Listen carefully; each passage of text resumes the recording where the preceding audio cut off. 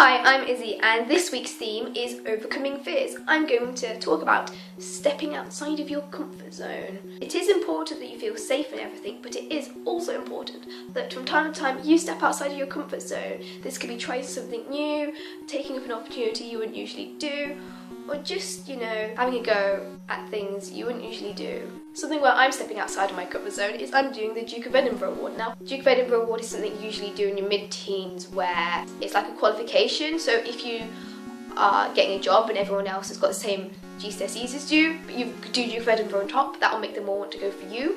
It's also meant to be fun and stuff, which I am finding it fun so far, but I am a bit scared. So yes, let me tell you a bit more about what it is about. So yes, we have lots and lots of different pieces of paper and stuff. That's only some of them, I've got even more in here.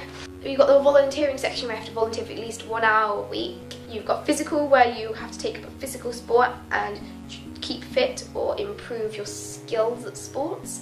You've got your skill where you try and hobby or something and just focus at getting better at it and being more confident at it.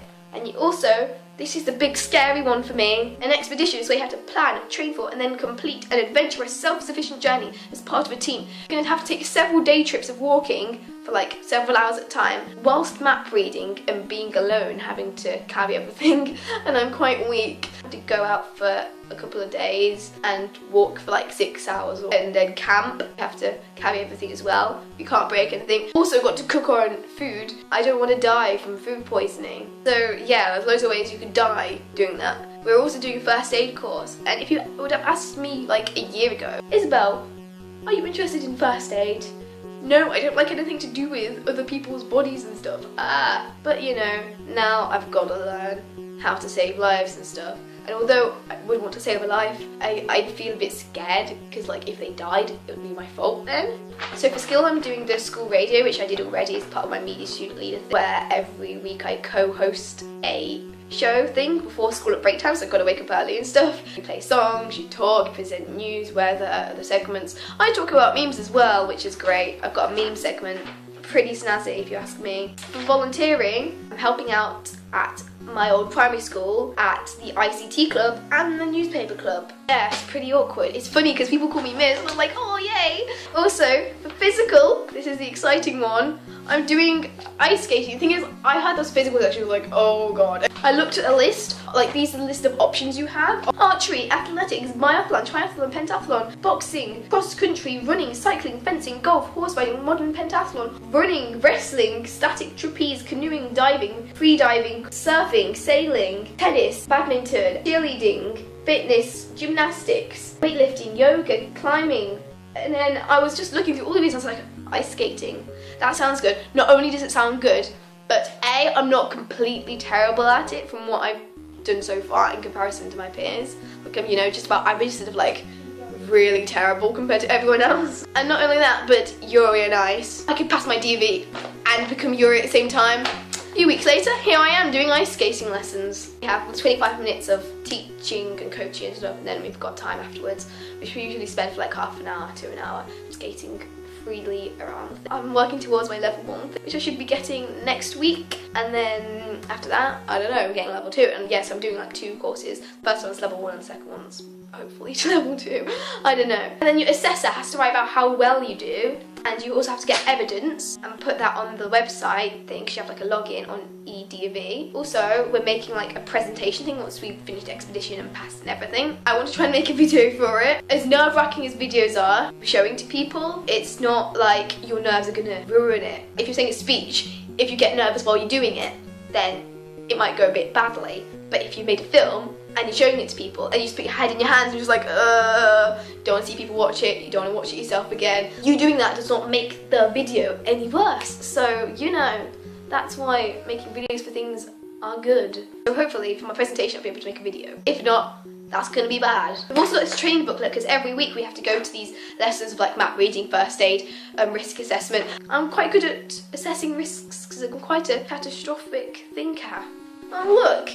Weather forecasting is like all this about what stuff you need to take. I'm really bad at like packing things and leaving things behind and breaking things, so I don't know how I'm going to survive. We have to plan our meals, and I'm not very good at eating a good, healthy, balanced diet thing. I just eat cheese sandwiches. I'm supposed to cook meals with all the 5 segments of food, and I don't like most of the segments of food. I just like cheese and bread and biscuits. Expedition log. Yeah, we have to plan our routes and we have to use compasses and stuff. And our compass is probably going to break because I'm probably going to put them back in it or something by mistake. People are like, oh, this is easy, what are you worrying about? Or, oh, you don't have it very bad, what are you worrying about? Or, oh, I'm doing the gold one, what are you worrying about? It's not that bad, it's not that hard. Oh yeah, we did this thing where we have to look at the contour lines. And also, it's pretty snazzy what I did, because you've got to look at contour lines and make a 3D sculpture of them.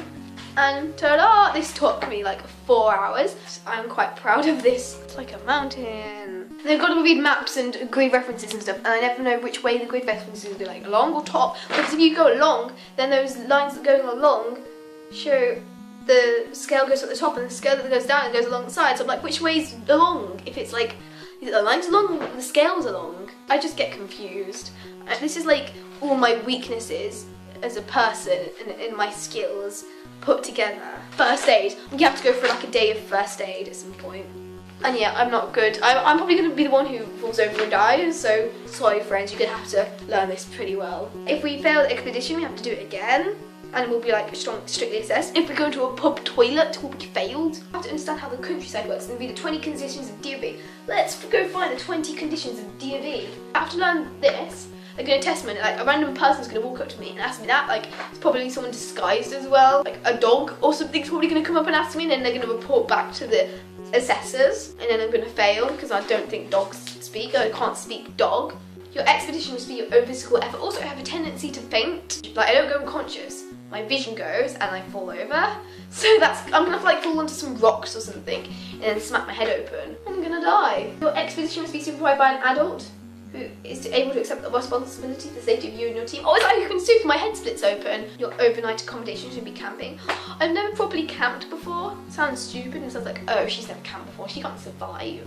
Not what I usually do. My parents are like, come on, you gotta do it if you want to get a good job when you're older. I'm like, okay. And a lot of my friends are doing it, not all of my friends, but a lot of them. That should make things a bit more bearable because my friends usually do. Thanks, friends. So yeah, there's a lot of things in my Duke of Edinburgh which I'm a bit about, so yes, I hope things go well. First aid, camping, cooking, orienteering, mingling with all the sheep and stuff in the England countryside. That's not my forte. It's gonna be quite hard for me, but you know, hopefully it will go well. Oh yeah, I need to link this back to the theme.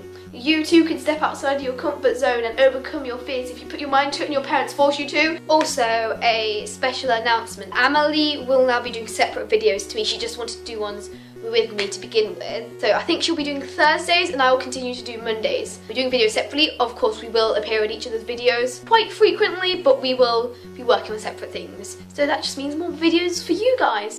Thank you so much for watching. Please click here to subscribe to Planet Internet, click here to subscribe to my own personal solo channel, and click up here to watch some other videos. Thank you!